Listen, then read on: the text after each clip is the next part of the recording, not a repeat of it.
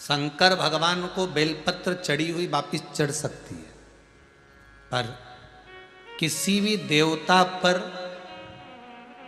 कोई फूल पुष्प आपने चढ़ाया, कोई पुष्प आपने चढ़ाया, ठंड का समय है या बारिश का समय है, पुष्प जो चढ़ाया हो सकता है कि मुरझाया नहीं हो। होता है ना ऐसा कभी कभी कि पुष्प मुरझाया नहीं हो, या उसमें ताजगी हो, सुंदर दिख रहा हो, बहुत अच्छा हो। और वो पुष्प चढ़ा हुआ तुमने अगर एक बार उठा लिया, उतर गया, उतरने के बाद फूल कितना भी सुंदर हो, फूल कितना भी ताजा दिखे, पर वो देवता को समर्पित नहीं हो सकता।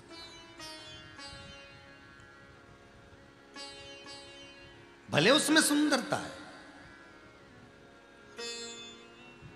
ठंड के दिनों में कई फूल ऐसे भी रहते हैं, भगवान के सामने आपने एक बार चढ़ा दिया, चढ़ाने के बाद वो रखे रहते हैं तो ऐसा लगता है कि बिल्कुल ताजे से दिख रहा है। तो कई माताओं की आदत रहती है उन्हीं फूल से वापिस श्रृंगार कर देती है, या उन पुष्प की रंगोली बनाकर भगवान के सामने डाल देती है, पर वो गलत है,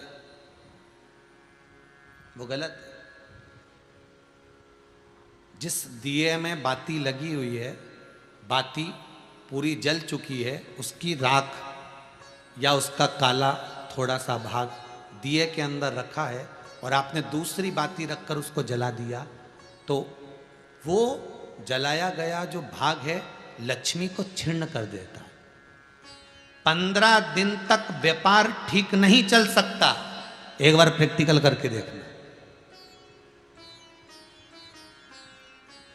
दिए के अंदर अगर कोई बाती जल गई, जलने के बाद ठंडी हो गई, ठंडी होकर उसमें राख पड़ी हुई है, या उसके अंदर कोई काला सा आप गोल बत्ती लगाते तो काला का एक भाग काला काला सा जला हुआ उसके अंदर रह जाता है। कई लोगों की आदत रहती है कि अब शाम का टाइम तो है, उसको कौन हटाए, उसी में अपन दूसरी बत्ती रख दो, जला दो, उसी में रखकर दूसरी बत्ती जला दो। भाग उसी में पड़ा हुआ है पुराना, और आपने दूसरी बत्ती अगर रखकर जला दी है, व्यापार होगा, व्यवसाय होगा, या फिर घर में रखा हुआ धन होगा, 15 दिन के लिए वो छिन्न होगा, वो जाएगा। पैसा टिकने वाला नहीं 15 दिन तक, चाहे कुछ भी कर लो, ठीक नहीं चल सकता व्यापार। तुम कितना भी दम लगा लो। कई लोग कहते भी होंगे कि हमारी दुकान तो 8 दिन तो अच्छी चलती, 8 दिन के बाद नए क्या हो जाता है, 15 दिन अच्छी चलती, 15 दिन के बाद नए जाने क्या हो जाता है। तो उसमें गलती ढूंढो कि हम गलती क्या कर रहे हैं। नहीं तो व्यापार तो अच्छा चल रहा है, ग्राहक भी आ रहे हैं, सब कुछ होता है। जब 15 दिन ग्राहक आते हैं तो 15 दिन क्यों नहीं आते, 8 दिन ग्राहक आते हैं तो 8 दिन क्यों नहीं आते। उसके पीछे तुम्हारा कोई कारण होगा। फिर अपनी गलती को ढूंढो कि हमारी गलती क्या हो रही।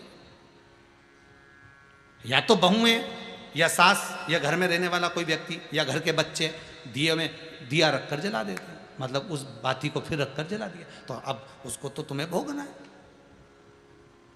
अब उनको नहीं मालूम कि गलती क्या हो रही, गलती अपन कर रहे हैं। कितना सुंदर संवाद है वहां, बहुत ध्यान दीजिएगा जरा। अग्नि पुराण, स्कंद पुराण, दोनों पुराण में स्मरण करिएगा। कार्तिक खंड स्कंद पुराण का पढ़िए और अग्नि पुराण का भाग पढ़िए। बेलपत्री का पेड़ हो, पीपल का पेड़ हो, बड़ का वृक्ष हो, चाहे आंवले का वृक्ष हो, चाहे घर मंदिर से बाहर जाकर, अर्थात घर से बाहर जाकर, मंदिर से बाहर जाकर खुले में अगर आप कोई दिया जला रहे हो, दीप प्रकट कर रहे हो, तो उसमें इतना घी, इतना तेल मत डालकर जलाना कि दिया ठंडा हो जाए और तेल और घी उसमें पड़ा की पड़ा रह जाए। ध्यान दीजिएगा महाराज।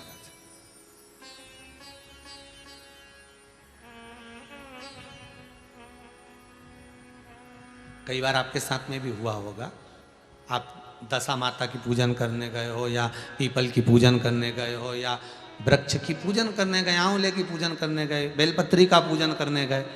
तुमने तो दिए में घी डाल लिया ज़्यादा, बत्ती भी लगा दी तुमने, और इस भाव से लगाई कि जलेगा थोड़ी देर तक, और मालूम पड़े तुम्हारी पूजन हुई, हवा का वेग आया, दिया ठंडा हो गया और उसमें घी पड़ा रह गया, उसमें तेल पड़ा रह गया।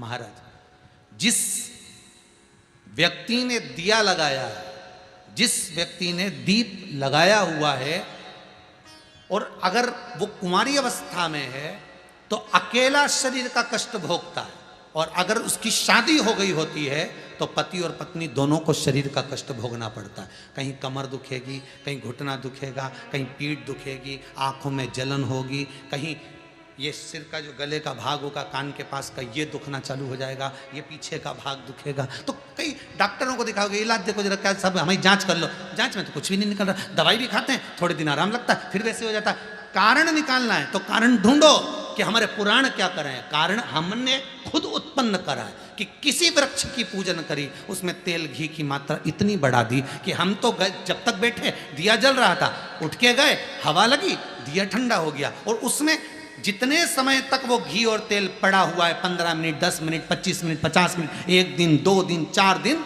तो वो बार बार पलट पलट कर वो स्वास्थ्य को खराब करेगा ही, चाहे कुछ भी कर लो, कितनी भी जांच करो, कितनी भी जांच कराओ। फिर तुम अपने हॉस्पिटल में जाओ, जांच कराओ, लिख दी उन्हें तो कि इसकी जांच कराओ, उन्हें उसकी जांच कराओ।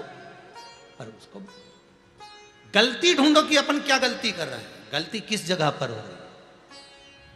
आप आए नहीं और सुबह हो गई, मेरी पूजा की थाली धरी की धरी, क्यों नहीं आए, किस लिए? इसलिए नियम है, मंदिर के अंदर जो दिया लगता है वो भरा हुआ लगता है। कैसा लगता है? भरा हुआ लगाइए, क्योंकि उसमें हवा नहीं लगेगी, वो पूरा जलेगा। जितनी देर तक जलेगा उतनी देर तक सुख समृद्धि शांति देता है। बाहर जो दिया लगाया जाता है, बत्ती को केवल भिंगो कर रखिए, या आप जितनी देर परिक्रमा कर रहे हैं, पूजन कर रहे हैं, उतनी देर घी की कटोरी साथ लेकर जाओ, उतना सा घी डाल दो जितनी जरूरत पड़े। पर तुम तो इतने समझदार कि पहले से घर में से दिया भर के चलो, तुम तो इतने समझदार कि घर से दिया भर के चलो, नहीं कटोरी में कौन ले जाए, सास के काय को ले जा रही है, कटोरी में भर के रहने दे, दिया भर ले एक बार का, लगा देंगे, लग देंगे, चलेगा जब तक चलेगा, अपन आ भी जाएंगे तो चलते रहेगा। जलते क्या रहेगा, हवा का वेग आएगा, बुझा देगा, ठंडा कर देगा, ठंडा कराओ, घी पड़ा रहेगा, तुम्हें कष्ट प्रदान करेगा,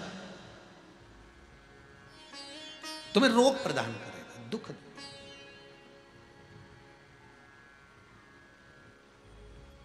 जो समझदार माताएं होती हैं ना, जो समझदार लोग होते हैं ना, वो बाहर जब भी पूजन करने जाते हैं तो प्रयास करते हैं कि घी का दिया लगा रहे हैं ना, तो उसमें प्रयास करते हैं कि आते आते उसमें कपूर का टुकड़ा पटक देते हैं। जो चतुर होते हैं आते आते क्या करते हैं, दिए के अंदर कपूर का टुकड़ा पटक देते हैं। कपूर का टुकड़ा पटक मतलब अपनी पूजन वूजन सब हो गई, अब अपन जाएंगे, बाहर निकलेंगे, जब तक कपूर में इतनी दम होती है कि वो उस बत्ती को पूरे को जला सकता है, वो घी को भी पूरा जला सकता है। तो इतना सा कपूर का टुकड़ा उसमें पटक के और आ जाता है, जिससे वो पूर्ण जल जाए, पूर्ण तरह से वो हो जाए,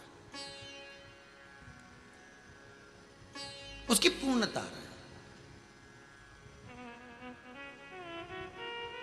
शिव जी कह रहे हैं ये पुत्र मेरा नहीं है, तुम इसको समुद्र में डाल दो। नहीं, समुद्र में नहीं डाल सकती, मैंने इसको गोदी में लिया, मेरे पुत्र है, इसको मैं रखूंगा। शंकर भगवान ने समझाया, पार्वती नहीं मानी, बहुत समझाया,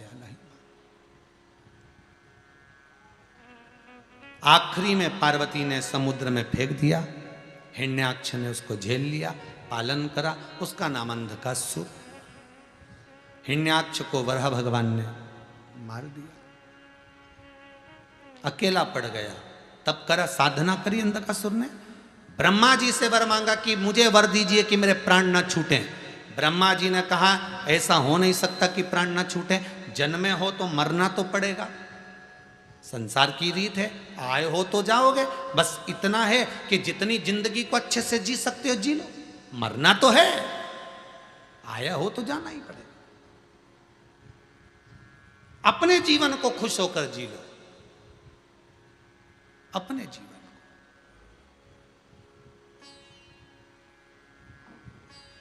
और जब अपने जीवन को अपन खुश होकर जी, तो अंधकासुर ने ब्रह्मदेव से कहा मैं मरूं ना, ऐसा वर दे दो। नहीं, मरना तो पड़ेगा। तो ब्रह्मा जी से वर मांगा।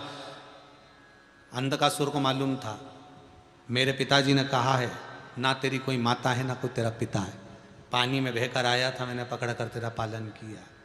उसने कह दिया जिस दिन मैं अपनी माता को गलत दृष्टि से देखूं उसी दिन मरूं, उसी दिन मरूं। अब इसको क्या मालूम था, क्या मांग लिया।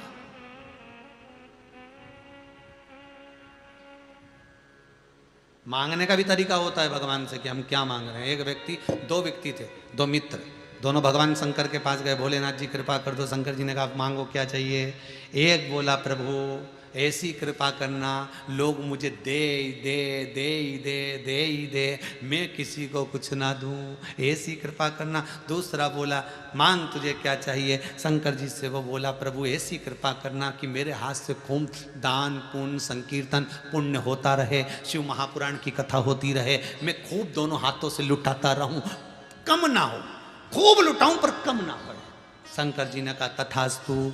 जिसने मांगा था कि मुझे लोग दे ही दे, वो 3 बत्ती चौराहे पे मांग रहा भी, उसे लोग दे ही रहे, भिखारी बन गया। और जिसने कहा था मैं दोनों हाथों से लुटाऊं, वो भगत बन गया। भगवान दे भी रहा है, वो लुटा भी रहा है, उसकी कृपा। मैं मरूं ना तो क्या, मरना तो पड़ेगा, मृत्यु निश्चित है, जाना तो पड़ेगा, ठीक है। माता को गलत दृष्टि से देखूं तब मरूं, ठीक है। इसके मन में आने के बाद विचार आ गया कि मैं विवाह करना चाहता हूं, कोई सुंदर कन्या हो तो ढूंढ कर लाओ। अब सुंदर कन्या ढूंढने के लिए जा रहे हैं, तो सुंदर जो कन्या थी किसी ने आकर कह दिया उसको तो शंकर जी ले गए, उसको शिव ले गए। जो सुंदर थी वो तो ओघड़दानी के पास में, ओघड़ी के पास में। ओहो, फिर अब जब वो शंकर जी के पास में है तो उसको लाना तो मुश्किल है।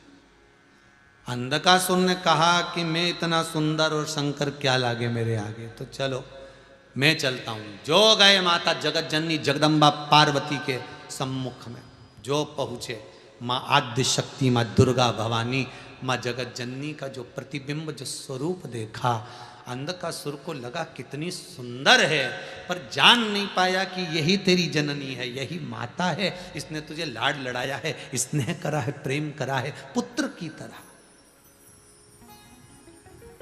यही तेरी माता है।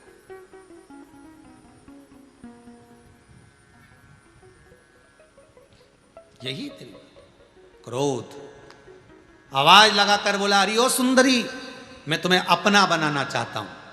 माता को क्रोध आ गया पर कर कुछ नहीं सकती, रोती है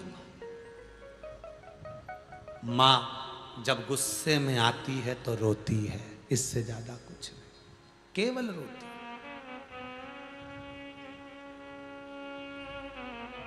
आंखों से अश्रु बहता, क्या बोले वो, क्या बोल सकते।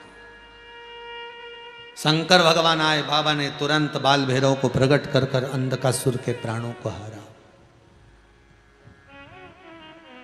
बाल भैरव ने आकर प्राणों को हर लिया अंधकासुर। मां नहीं चाहती थी कि ये मरे, क्योंकि पुत्र जैसा रखा है, पर गलत विचार, गलत सोच, गलत दृष्टि जब आती है व्यक्ति के भीतर, जब व्यक्ति की चित्त वृत्ति में गलत चीज भरा जाती है तो उसका नष्ट होना निश्चित है।